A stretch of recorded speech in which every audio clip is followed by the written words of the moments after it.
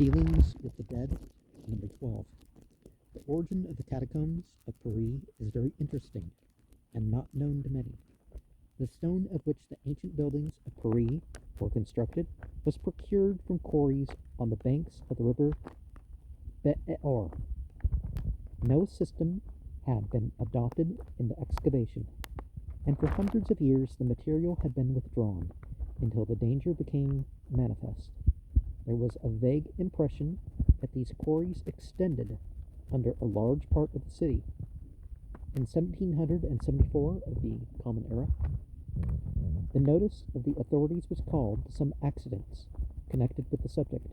The quarries were then carefully examined by skillful engineers, and the startling fact clearly established that the southern parts of Paris were actually undermined and in danger of destruction.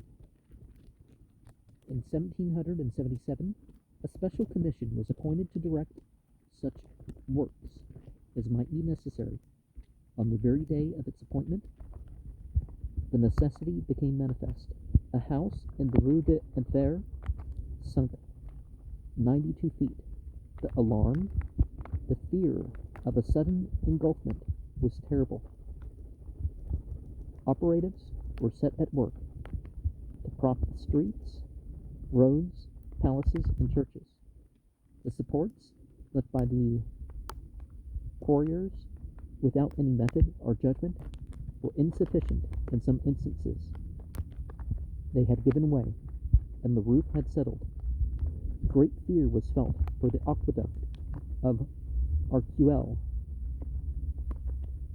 which supplied the fountains of Paris, which passed over this ground, for it had already suffered some severe shocks, and it was apprehended not simply that the fountains would be cut off, but that the torrent would pour itself in these immense caverns.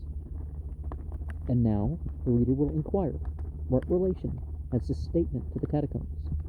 Let us reply. For hundreds of years, Paris had but one place of interment, the cemetery de Lausanne. This was once a part of the royal domains. It lay without the walls of Paris, and was given by one of the earlier kings to the citizens for a burying place. It is well known that this gift to the people was intended to prevent the continuance of the practice then common in Paris of burying the dead in cellars, courts, gardens, streets, and public fields within the city proper. In 1186, this cemetery was surrounded with a high wall by Philip Augustus, the 42nd king of France. It was soon found insufficient for its purpose, and in 1218 it was enlarged by Pierre de Nemours, Bishop of Paris. Generation after generation was deposited there, stratum, superstratum, until the surrounding parishes in the 15th century began to complain of the evil as an insufferable nuisance. Such a colossal mass of putrescence produced discomfort and disease. Hitchness speaks of several holes about Paris of great size and depth, in which dead bodies were deposited and left uncovered, till one tier was filled, and then covered with a layer of earth, and so on to the top.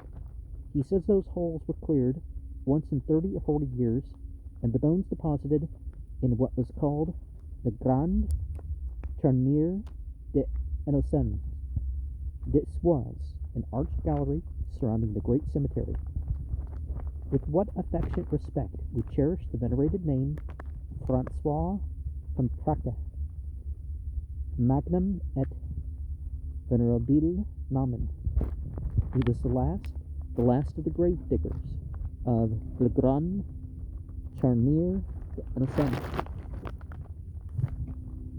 In the days of my novitiate, I believed in the mathematical dictum, which teaches that two things cannot occupy the same place at the same time.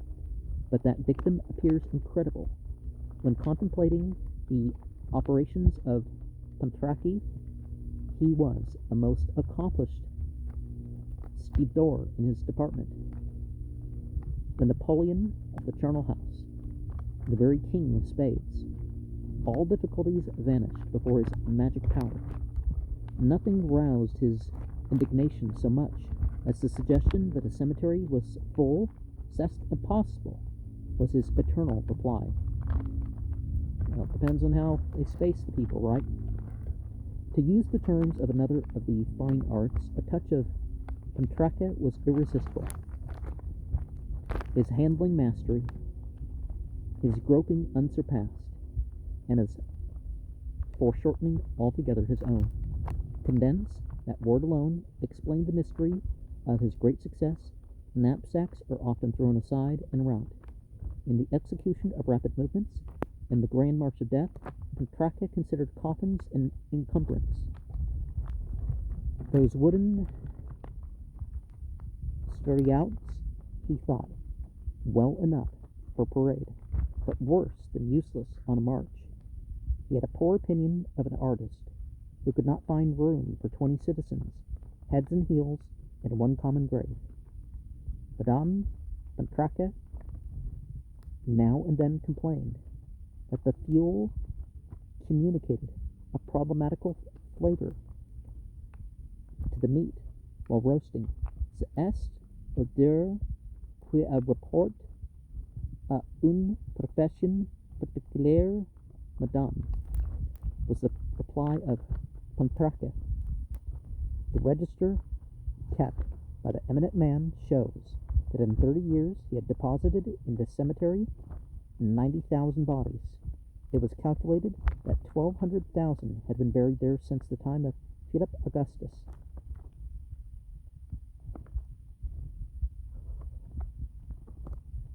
In 1805, the Archbishop of Paris, under a resolve of the Council of State, issued a decree that the great cemetery should be suppressed and evacuated. It was resolved to convert it into a marketplace. The happy thought of converting the quarries into catacombs fortunately occurred at that period to M. Lenoy, Lieutenant General of Police. Thus, a receptacle was at once provided for the immense mass of human remains to be removed from the cemetery de Edison. A portion of the quarries lying under the plain de Montsaris was assigned for this purpose. A house was purchased with the ground adjoining on the old road to Orleans. It had at one time belonged to Isouard, a robber who had infested that neighborhood. A flight of 77 steps was made from the house down into the quarries, and a well sunk to the bottom, down which the bones were to be thrown. Workmen were employed in constructing pillars to sustain the roof and in walling round the part designed for the charnier. The catacombs were then consecrated with all imaginable pomp. In the meantime, the vast work of removing the remains went forward, night and day, suspended only when the hot weather rendered it unsafe to proceed. The nocturnal scenes were very impressive. A strange resurrection, to be sure. Bonfires burnt brightly amid the gloom. Torches threw an unearthly glare around, and illuminated those dealings with the dead. The operatives moving about in silence, bearing broken crosses and coffins and bones of the long buried, resembled the agents of an infernal master. All concerned had been publicly admonished to reclaim the crosses, tombstones, monuments of their respective dead. Such as were not reclaimed were placed in the field belonging to the house of Isouard. Many leaden coffins were buried there, one containing the remains of Madame de Pompadour during the Revolution. The house and grounds of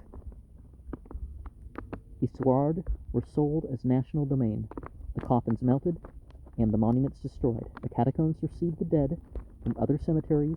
Those who fell in periods of commotion were cast there. When convents were suppressed, the dead found therein were transferred to this vast omnibus. During the Revolution, the works were neglected. The soil fell in. Water found its way to the interior, the roof began to crumble, and the bones lay in immense heaps, mixed with the rubbish and impeding the way. There for the present we shall leave them, intending to resume this account of the catacombs of Paris in a future number.